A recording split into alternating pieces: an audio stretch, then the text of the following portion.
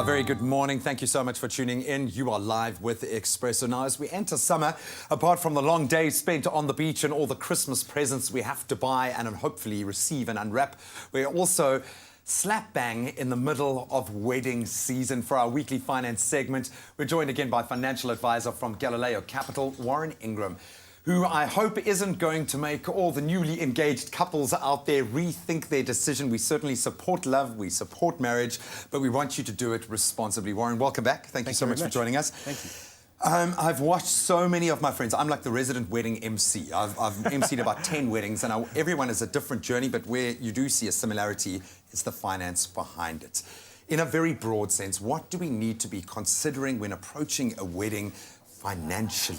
So it's already a stressful thing, isn't it? I mean, you've got to manage the family, you've got to manage potentially the rest of your life together.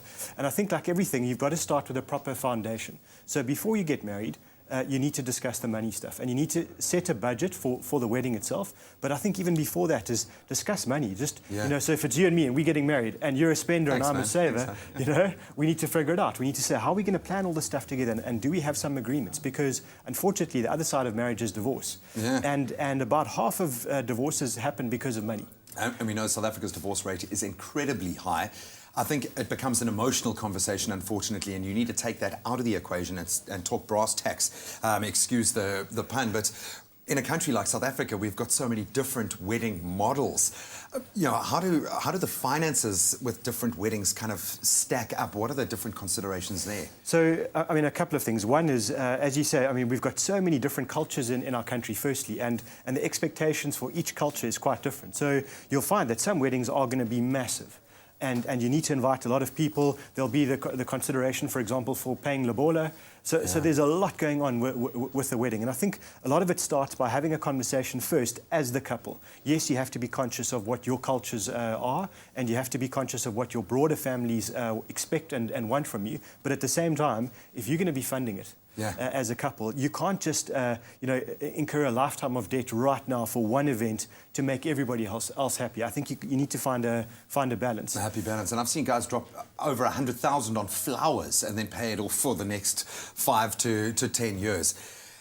We've got a cooling off period, if you will, with that engagement, and time to, yes, build up and enjoy the moment that marriage, but also a time to come to grips with those financial issues.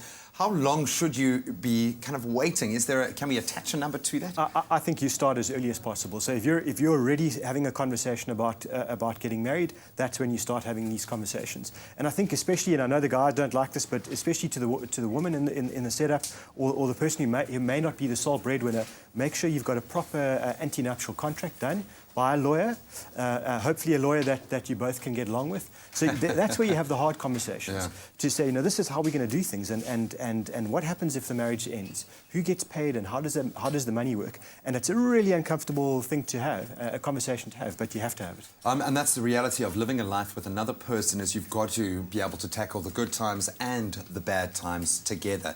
If you're already kind of separating with that initial discussion, it's going to make life a lot more challenging. Now, you mentioned lobola very briefly there.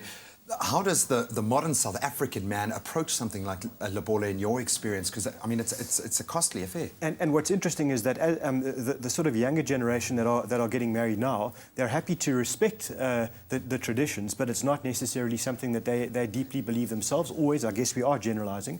But what you find is lobola's moved from you know, cattle, for example.